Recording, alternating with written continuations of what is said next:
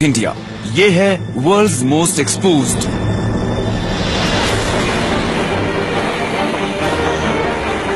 कुछ जगह ऐसी होती हैं जहां पर रेलवे ट्रैक्स बिछाना अच्छा आइडिया नहीं होता, जैसे कि लहरों से भरे समुद्र के बीच। ये सोचकर हैरानी होती है कि ये रेल ब्रिज अभी तक टिका कैसे हुआ है। इस रेल रोड ने इतनी ज्यादा मुसीबतें झेली हैं कि आप इसके बारे में सोच भी नहीं सकते। इस ट्रैक का सबसे खतरनाक दुश्मन है Indian ocean.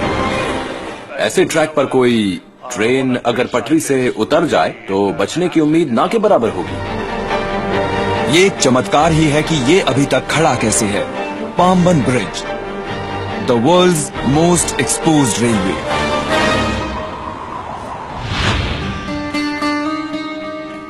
South India, Chennai से जरा सा साउथ में पाम्बन ब्रिज और तबाही के बीच खड़ी है ये मेंटेनेंस टीम। इनका मिशन, चाहे कुछ भी हो जाए, ब्रिज से ट्रेन्स गुजरती रहनी चाहिए। ये अपने काम पर जा रहे हैं, कई सौ मीटर अंदर समुद्र के बीच में। सिर्फ 1 मीटर चौड़ा और लगभग 2.5 किलोमीटर लंबा ये रेलवे ट्रैक पैसेंजर्स और सामान को रामेश्वरम आइलैंड और मेनलैंड के बीच लाता ले जाता है। इसके नीचे बहता है इंडियन ओशन। इसकी पोजीशन ऐसी है कि पाम्बन ब्रिज और इस पर काम करने वाले लोगों पर हमेशा खतरा मंडराता रहता है। न सेफ्टी बैरियर्स, न रोप्स और न ही लाइफ जैकेट्स। एजे अशोक कुमार इन हालातों में यहाँ हर रोज काम करते हैं। यहाँ किसी तरह की गलती की कोई गुंजाइश नहीं है। इस ट्रैक पर काम करना बहुत मुश्किल होता है। थोड़ा सा पैर फिसला और 100% डेथ। हवा भी बहुत जोर की चलती है।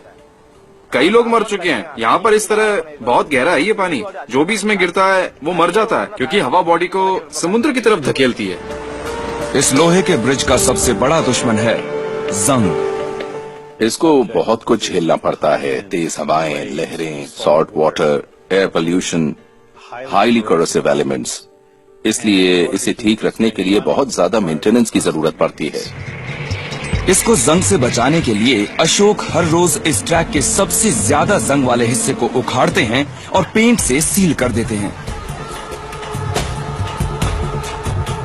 लेकिन यहाँ पर इन्हें सिर्फ अपना पैर फिसलने की चिंता ही नहीं होती, क्योंकि जिस वक्त ये क्रू यहाँ पर काम कर रहा होता है, इस पर से ट्रेन्स गुजरती रहती हैं और उस वक्त सबसे पास वाला सेफ्टी प्लेटफॉर्म 30 मीटर की दूरी पर हो सकता है।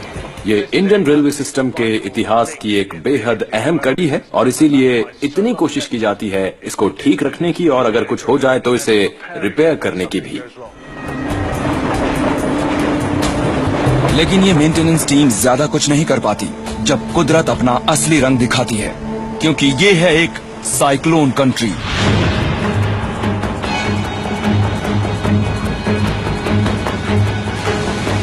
और जब कोई साइक्लोन समुद्र में उठता है तो लोकल सिर्फ ये दुआ कर सकते हैं कि इस ब्रिज को कुछ न हो।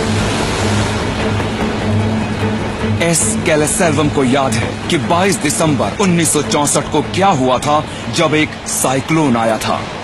ये आधी रात की बात है। बहुत तेज हवा चलने लगी। सब लोग अपने अपने घरों में घुस गए और दरवाजे बंद करके अंदर ही बैठ गए।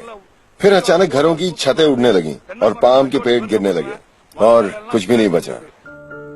अगली सुबह गांव वाले ये देखने निकले कि कितना नुकसान हुआ है। सुबह 6 बजे जब सबने देखा क्या हुआ है तो साफ पता चल रहा था ब्रिज को बहुत ज्यादा नुकसान पहुंचा है। ब्रिज टूटकर समुद्र के पानी में गिरा हुआ था। सिर्फ पिलर ही साबुत बचे थे उसके, बाकी सब डूब गया था। ये ब्रिज जो 1914 से यहाँ था अब टूट चुका था।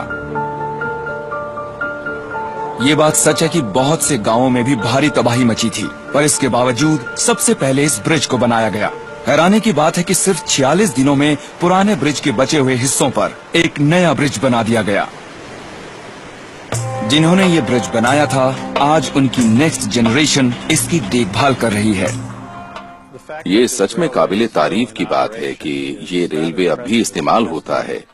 ये एक सबूत है इस बात का कि जिन इंजीनियर्स ने इसे बनवाया था वो सच में कमाल के लोग थे, और जो इसे मेंटेन कर रहे हैं वो भी कुछ कम नहीं है। आज का दिन अच्छा रहा। कल ये फिर से यहाँ वापस आएंगे और अपने इस खतरनाक काम में जुट जाएंगे।